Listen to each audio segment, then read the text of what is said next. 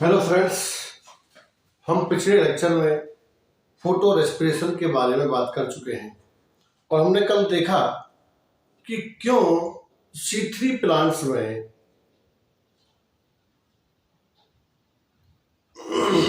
Photo respiration हो जाता है।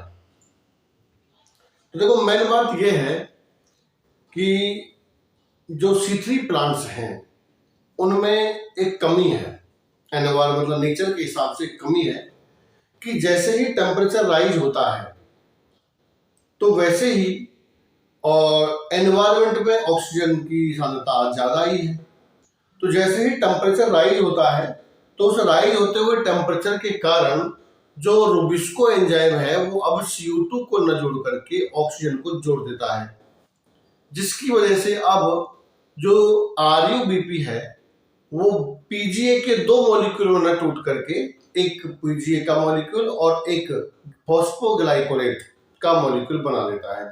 और उसमें उन्होंने देखा कि किस प्रकार से फोटो रेस्पिरेशन में जो दो मॉलिक्यूल जो ग्लाइकोलेट के चलते हैं वो दो मॉलिक्यूल इनकी 4 कार्बन किस प्रकार से 3 कार्बन वाला एक सीरीन और उसके बाद फॉस्फो जो ग्लिसरेट है उसमें बदल जाते हैं। तो उस दौरान एक मॉलिक्यूल CO2 का बाहर निकल जाता है। तो इस तरह से अगर 6 CO2 के मॉलिक्यूल बाहर निकल गए तो इसका मतलब है कि एक ग्लूकोज का मॉलिक्यूल बाहर निकल गया है। अब बात यह है कि ये एक वेस्ट प्रोसेस है, इस प्रोसेस का होना बिल्कुल भी जरूरी नहीं है।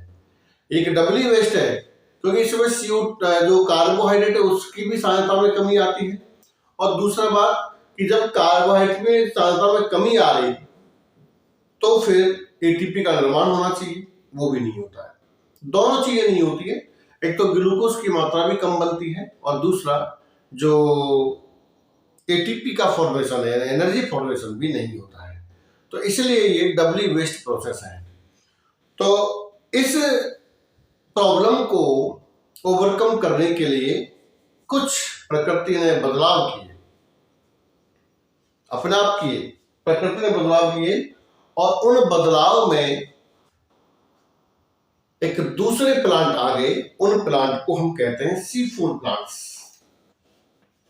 उन्हें हम कहते हैं C4 प्लांट्स। देखो, C3 प्लांट हमने इसलिए कहा था क्योंकि C3 प्लांट में RUBP से बनने वाला प्रथम स्थायी उत्पाद PGA था, 3PGA, 3 फॉस्फोग्लिसरिक एसिड, इसलिए हमने कहा था C3 प्लांट्स। लेकिन यहां C4 प्लांट्स में पहली बात तो RUBP CO2 को ग्रहण नहीं करेगा। यहां पर CO2 को ग्रहण करने के लिए होता है पाइरुवेट, फॉस्फोइनोल पाइरुवेट। तो PEP यहां पर CO2 को ग्रहण करेगा, ना कि रूबिस्को, ना कि RUBP। ठीक, तो उसमें बना था 3PGA और यहां पर जब ये PEP फॉस्फोइनोल पाइरुवेट CO2 को ग्रहण करेगा तो फिर ये बनाता है ऑक्जेलो एसिटिक एसिड, जिसमें 4 कार्बन होते हैं। तो ये जिन प्लांट के अंदर पाए जाते हैं इस तरह का चक्र, उन्हें हम कहते हैं C4 प्लांट्स। अब इस चक्र को ये तो हमने जान लिया कि भाई C4 क्यों कहते हैं, क्योंकि इसमें बनने वाला प्रथम स्थायी उत्पाद 4 कार्बन वाला होता है, इसलिए इसको हम कहते हैं C4 प्लांट्स। इसकी खोज की थी भाई हैच वेसेलैक ने, हैच एंड सेलैक ने इसे खोजा था। और ये ज्यादातर जो मोनोकोट्स हैं और मोनोकोट्स में भी ये जो ग्रेमिनी फैमिली है, ग्रेमिनी और एक साइप्रेसी जो फैमिली है उसके पादपों में ही ये पाए जाते हैं। मोस्टली ये सब ग्रेमिनी कुल के प्लांट्स होते हैं। ठीक है, जैसे एग्जांपल के लिए मैं बताऊं आपको मेज, मक्का, बाजरा। जब ये प्लांट्स रेस्पिरेशन करते हैं उस समय तापमान ज्यादा होता है। ठीक, अब उस अधिक तापमान पर ऑक्सीजन तो होती है, तो रूबिस्को एंजाइम अब CO2 को न जोड़ करके ऑक्सीजन जोड़ देता है, जिससे अब ये जो फोटो रेस्पिरेशन है वो स्टार्ट हो जाता है और पादपों की जो वृद्धि है वो कम होती है। लेकिन इन पादपों में C4 प्लांट्स हैं, इनमें C4 चक्र पाया जाता है। इस चक्र के कारण इनमें कम मात्रा में भी CO2 अगर हो तो फिर ये आराम से और आसानी से फोटो रेस्पिरेशन को ओवरकम करते हुए आसानी से फोटोसिंथेसिस करते हैं और कार्बोहाइड्रेट की मात्रा बनाए रखते हैं या बनाते हैं। अब मेन बात यह है कि आखिर इसकी आवश्यकता क्यों पड़ी, बात यह है। तो देखो बात मतलब ये C4 चक्र क्यों होता है। तो C4 चक्र होता है देखो कि पादपों में CO2 की जो मात्रा है उसको उपलब्ध करवाने के लिए, मेन चीज ये है, उसे उपलब्ध करवाने के लिए। अभी हम धीरे धीरे जो आगे बढ़ेंगे इस C4 चक्र में तो समझ में आएगा। अब बात ये आती है, अभी थोड़ा सा हम पहले पादपों की बात कर लेते हैं, उसके बाद हम इसकी जो प्रोसेस है उसको जानने की कोशिश करेंगे। तो देखो बात ये आती है कि इन पादपों में जो एनाटॉमी है, मतलब जो पत्ती की संरचना है, देखो बेसिकली जितने भी प्लांट्स की जो लीफ होती है उसमें दो चीजें होंगी, दो ऊतक होते हैं। पहला होता है मीजोफिल, या हम ये कहें कि मीजोफिल जो है वो दो प्रकार की सेल्स में बटा होता है। तो पहली सेल्स यानी कि पहला जो टिश्यू है वो है पैलिसेड, खम्भ ऊतक, और दूसरा होता है स्पॉन्जी टिश्यू, स्पॉन्जी टिश्यू। जो C3 प्लांट्स होते हैं उनकी पत्तियां इस प्रकार की होती हैं। उनमें एक तो होता है खम्भ ऊतक, खम्भ ऊतक मतलब जिनकी कोशिकाएं इस तरह से खंबे के आकार की होती है, ऐसी, तो उनको हम कहते हैं खम्भ ऊतक, ऐसी कोशिकाएं। दूसरा है स्पंजी ऊतक, जिनकी कोशिकाएं दूर दूर होती हैं ऐसे, और उनमें जो गैप होता है, अंतर कोशिक अवकाश, वो बहुत ज्यादा होता है, तो दिस स्पंज ऊतक। लेकिन जो C4 प्लांट्स हैं उन C4 प्लांट्स में जो खम्भ ऊतक है और जो इनकी जो मीजोफिल है वो मीजोफिल खम्भ ऊतक और स्पंजी ऊतक में विभाजित नहीं होता। इनमें दो प्रकार की सेल हैं और वो सेल है, एक तो है मीजोफिल सेल, इनकी पत्ती में मीजोफिल सेल है, और दूसरी है bundle sheath cell, bundle sheath cell. तो इनमें जो जाइलम या जो वस्कुलर बंडल है उसके चारों ओर पहले बंडल शीथ सेल पाई जाएंगी, उसके बाद इनके ऊपर मीजोफिल सेल पाई जाएंगी। तो इस प्रकार की जो कंडीशन होती है उसे हम कहते हैं क्रेंज एनाटॉमी। तो यहाँ पर क्रेंज एनाटॉमी पाई जाती है। तो पहले हम डायग्राम बनाते हैं क्रेंज एनाटॉमी का, उसके बाद हम धीरे धीरे पढ़ना स्टार्ट करेंगे।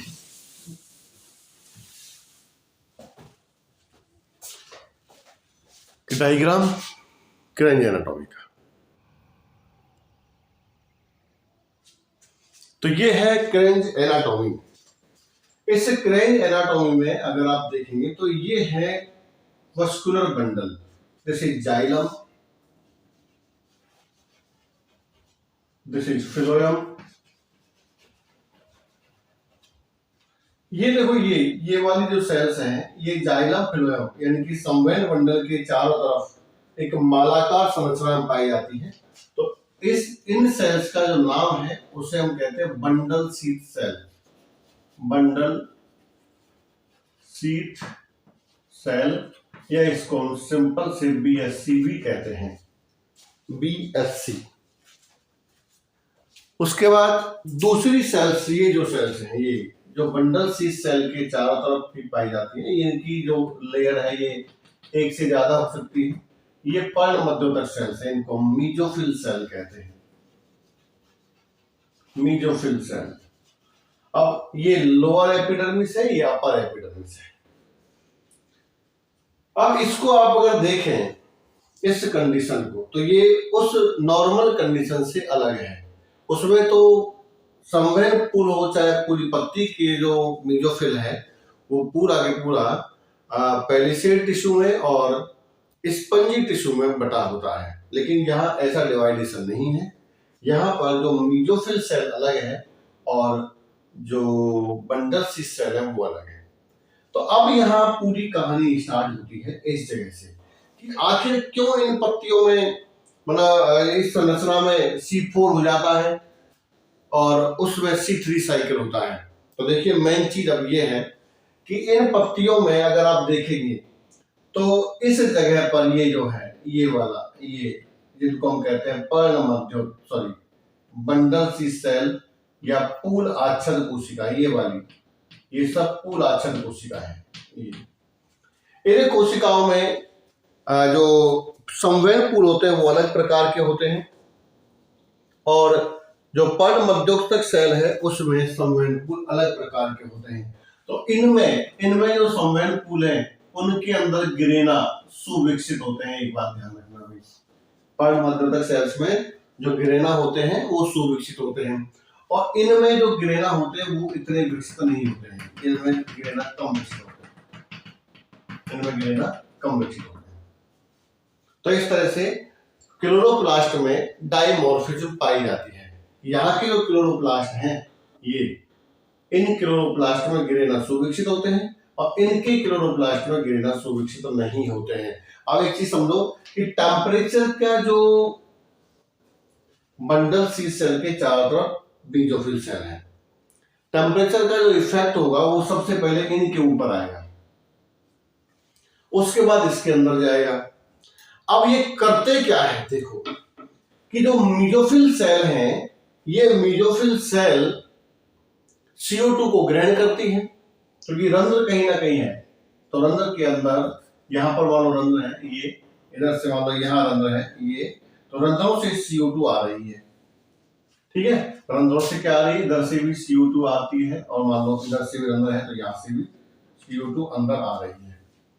अब इनमें एक एंजाइम है पेप्को, एक एंजाइम होता है इसके अंदर जिसका नाम है PEPCO phosphoenol pyruvate carboxylase.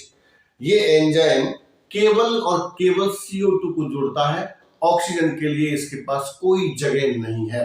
Environment में टेम्परेचर कितना भी हो, ऑक्सीजन की सांद्रता चाहे कितनी भी हो, लेकिन ये कभी भी ऑक्सीजन को नहीं जोड़ेगा। तो ये क्या करता है, मीजोफिल सेल के अंदर पाया जाता है। तो मीजोफिल सेल में ये एंजाइम CO2 को जोड़ देता है। अब देखो बात ये है कि एनवायरनमेंट उल्टा, अगर मान लो एनवायरनमेंट में CO2 की मात्रा कम है, ऑक्सीजन की मात्रा ज्यादा है, तो उस कंडीशन में रूबिस्को से CO2 की जगह O2 जुड़ जाएगी। लेकिन यहाँ पर कभी ऐसा नहीं होगा कि एनवायरनमेंट के अंदर अगर मान लीजिए CO2 की सांद्रता बहुत ही कम है तब भी पेप्को तो केवल CO2 को ही जोड़ेगा, अदर को नहीं जोड़ेगा। अब ये करता क्या है कि मान लो एनवायरनमेंट में CO2 की मात्रा कम है तो उस कंडीशन में भी ये पेप्को इसके साथ जोड़ देता है और ये इसके अंदर फिर प्रवेश करता है। तो यहां से ये CO2 को लेके इसको देता है, तो इस जगह पर फिर C3 चक्र चलता है। यानी कुल मिलाकर के बात यह है कि अगर एनवायरनमेंट में CO2 की मात्रा कम है तो भी ये लगातार इसको CO2 प्रोवाइड करता है। और रूबिस्को यहाँ पर एंजाइम होता है। ध्यान रखना भाई कि जो अपनी मीजोफिल सेल हैं इनके अंदर एंजाइम होता है पेप्को और जो BSC बंडल सी सेल है इनके अंदर एंजाइम होता है रूबिस्को। रूबिस्को अंदर है, पेप्को बाहर है। तो पेप्को जो है वो लगातार यहाँ पर CO2 को छोड़ रहा है, यानी कि इस जगह पर CO2 छोड़ता है, ठीक है। यहाँ CO2 छोड़ता है इसके अंदर, तो यहाँ CO2 छोड़ता है तो उसको रूबिस्को पकड़ता है। अब जो बात ये है कि यहाँ पर है रूबिस्को एंजाइम, अब ये लगातार CO2 को यहाँ छोड़े जा रहा है चारों तरफ से। तो इस कंडीशन में कभी भी यहाँ पर O2 की सांद्रता हाई हो ही नहीं पाती, चाहे टेम्परेचर कितना ही हो जाए। इसलिए रूबिस्को एंजाइम को जोड़ने के लिए केवल अब CO2 ही मिलेगी, ऑक्सीजन नहीं मिलेगी। इसलिए वो कभी भी अब फोटो रेस्पिरेशन नहीं करेगा, ठीक है। इसको कभी भी जब पेप्को एंजाइम बाहर है तो पेप्को एंजाइम लगातार CO2 को यहाँ छोड़ेगा। अभी हम देखेंगे प्रोसेस कैसा होता है। लेकिन जब ये CO2 यहाँ आ जाएगी तो अभी इस जगह पर कौन है, रूबिस्को है। तो रूबिस्को एंजाइम के जुड़ने के लिए यूबिस्को एंजाइम का जो एनवायरनमेंट है वहां केवल CO2 ही है, ऑक्सीजन है ही नहीं। तो उस कंडीशन में कभी भी ये फोटो रेस्पिरेशन स्टार्ट नहीं करेगा, केवल फोटोसिंथेसिस का जो केल्विन साइकिल है वही चलेगा। अब देखो आगे क्या होता है, आखिर इसकी प्रोसेस होती कैसे है वो देखते हैं। क्या प्रोसेस है इसका? देखो हमने दो कंपार्टमेंट है हमारे पास, एक तो है मीजोफिल सेल का और एक है BSC का। तो हम भी यहाँ पर दो कंपार्टमेंट बना लेते हैं। एक कंपार्टमेंट अपना ये है नीचे वाला, इसको मैं कह रहा हूं ये BSC है, ठीक, बंडल सी सेल। और ये कंपार्टमेंट है, इसको मैंने नाम दिया मीजोफिल सेल, मीजोफिल सेल। तो ये मीजोफिल है, दो कंपार्टमेंट मैंने यहां पर बना दिए हैं, ठीक। बात यह है कि यहां से यानी इस जगह से लगातार CO2 आ रही है और यहां पर कौन बैठा है, PEP, CO2 को ग्रहण करने के लिए। अब यहां पर RUBP नहीं है, तो देखो एनवायरनमेंट से लगातार CO2 आ रही है, कम है चाहे ज्यादा है। पेप्को एंजाइम जो है वो केवल CO2 को ही जोड़ेगा और इस जगह से इसको मिल रहा है PEP, यानी कि पत्ती, यानी कि मीजोफिल सेल जो है ना, इनके अंदर इसको PEP मिल रहा है। तो पेप्को PEP और ये दोनों जब मिलते हैं तो ये पेप्को एंजाइम की उपस्थिति में और ये बना लेते हैं ऑक्जेलो एसिटिक एसिड, ऑक्जेलो एसिटिक एसिड। और ये ऑक्जेलो एसिटिक एसिड देखो इसमें 3 कार्बन है इसमें और 1 कार्बन इसका, तो ये वही 4 कार्बन वाला है, इसलिए इसको हम कहते हैं C4 चक्र या C4 साइकिल। और जिन प्लांट्स के अंदर ये मिलता है उसे हम कहते हैं C4 प्लांट्स। अब आगे अगर हम देखें ऑक्जेलो एसिटिक एसिड से, तो ऑक्जेलो एसिटिक एसिड एस्पार्टेट, उसके बाद मैलेट, यानी कि 4 कार्बन के उसमें ही बदलेगा। तो ये जो C4 जो मीजोफिल सेल है इनके अंदर अब जो ऑक्जेलो एसिटिक एसिड है ये मैलेट में बदल जाता है, मैलेट यानी कि मैलिक एसिड।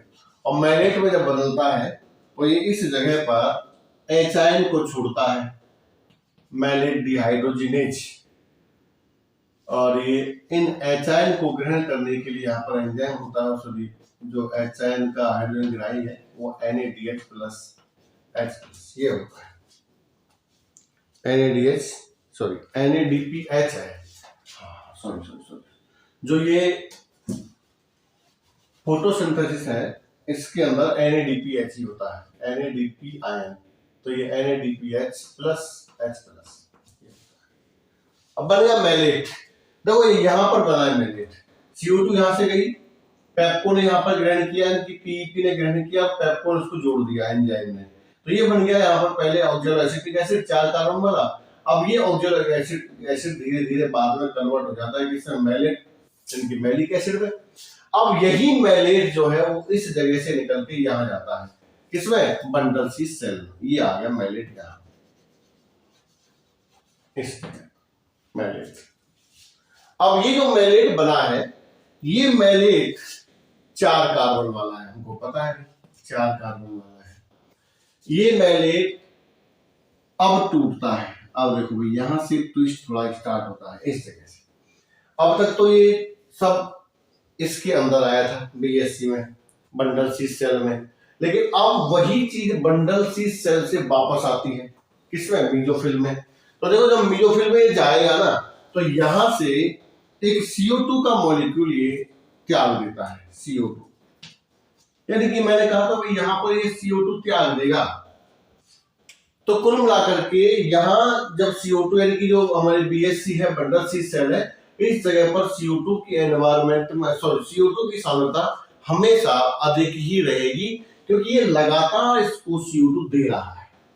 बस यही समझिए कि जो C4 जो व्यवस्था है, यानी क्रेंज एनाटॉमी जो है, वो एक व्यवस्था है इन प्लांट्स में जो अंदर की BSC है उसको CO2 प्रोवाइड करवाने की, यानी कि एनवायरनमेंट में अगर कम CO2 है तो भी ये आसानी से इसको CO2 दे सकते हैं, और इसीलिए इन पादपों की वृद्धि बहुत ज्यादा होती है, क्योंकि ये CO2 को बजाय C3 प्लांट के ज्यादा एफिशिएंसी के साथ फिक्स करते हैं, स्थिरीकरण करते हैं, कार्बोहाइड्रेट का निर्माण करते हैं। आगे देखिए, यहां निकल गई CO2, और जब CO2 निकल जाएगी और इसी जगह पर इसमें से एक NAD आयन निकलेगा, सॉरी H आयन निकलेगा, और उस H आयन को ग्रहण करेंगे NADP आयन, और ये बन जाएगा NADPH plus NADPH plus H plus, इस तरह से। अब ये CO2 का क्या हुआ भाई, ठीक है, इस CO2 का क्या हुआ, ये CO2 जो है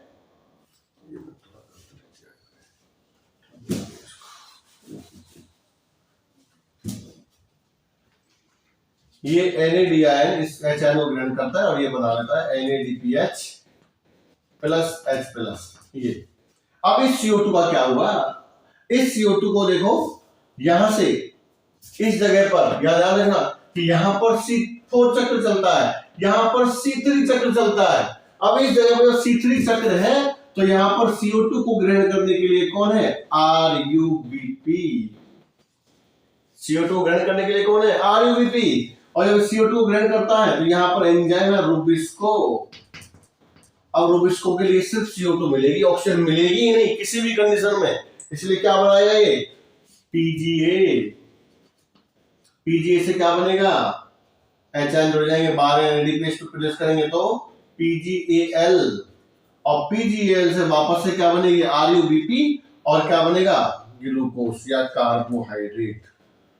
तो इसमें अब समझ में आ गया होगा आपको कि ये जो CO2 यहां से प्रवेश कर रही है, ये CO2 इस बंडल सी सेल के अंदर C3 चक्र को चलाने में प्रयुक्त हो रही है, दिस इज C3 साइकिल।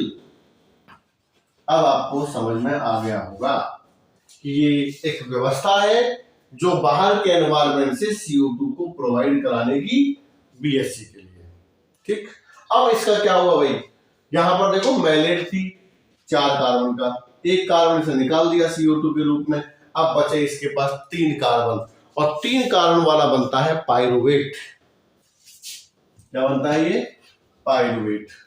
और पाइरुवेट के रूप में अब ये यहां से यहां आ जाता है पाइरुवेट, ठीक। यानी कि अब ये BSC से निकल कर कहां जाता है, इस जगह पर आ जाता है पाइरुवेट। अब इसमें ATP प्रवेश करता है, ठीक, यहां से इसमें ATP प्रवेश करेगा जिससे बन जाएगा ADP, और यही पाइरुवेट बाद में फॉस्फोइनोल पाइरुवेट में कन्वर्ट हो जाता है। तो ये चक्र इसमें लगातार चलता रहता है, this is C4 cycle, Kranz anatomy, ठीक। दोबारा से एक बार फिर रिकॉल करते हैं कि ये है फोटो न्यूक्लियोफिल सेल जिनके अंदर सुविकसित गिरेना है, इसमें गिरेना नहीं है। तो ये जो चक्र है, ये जो एनाटॉमी है, ये एनाटॉमी केवल बाहर के एनवायरनमेंट की CO2 को, चाहे वो कम मात्रा में है, उसे अंदर ले जाने की C3 चक्र को प्रोवाइड करने के लिए होती है। मेन चीज का यही है कि केवल फोटो रेस्पिरेशन को रोकना, जो क्षति या जो हानि होती है कार्बन के मॉलिक्यूल की, उसको रोकने के लिए एक व्यवस्था है एनवायरनमेंट नेचर के अंदर, जिसके अंदर आपको ये विभिन्न प्रकार से और ये प्रोसेस होता है, जो पहले मेसोफिल सेल में, उसके बाद बंडल सीड सेल में। तो ये चक्र लगातार यहां घूमता रहता है, और जो CO2 है वो लगातार अंदर पहुंचती रहती है, और कम CO2 की मात्रा में भी रूबिस्को एंजाइम C3 चक्र को चालू रखता है। अगर मान लीजिए हम C3 प्लांट्स की बात करें तो ऑक्सीजन की मात्रा अगर ज्यादा हो जाए और CO2 की मात्रा कम हो जाए, तो उस कंडीशन में अब C3 चक्र बंद हो जाता है, और केवल जो फोटो रेस्पिरेशन है वो स्टार्ट हो जाता है। तो उस कंडीशन में केवल हानि होती है, लाभ कुछ नहीं होता है। तो ये था भाई, कल हमने पिछले लेक्चर में देखा था हमने फोटो रेस्पिरेशन, आज हमने बात की उसके ओवरकम करने की C4 चक्र की, कि भाई फोटो रेस्पिरेशन को हटाने के लिए पादप में कौन सी व्यवस्था है उसकी। नेक्स्ट वीडियो में फिर मिलते हैं हम। CAM लास्ट टॉपिक है फोटोसिंथेसिस का। CAM crassulacean acid metabolism. तो आप मेरे लेक्चर देखते रहिए, समझिए, कमेंट कीजिए, लाइक कीजिए, शेयर कीजिए, सब्सक्राइब कीजिए। Thank you very much.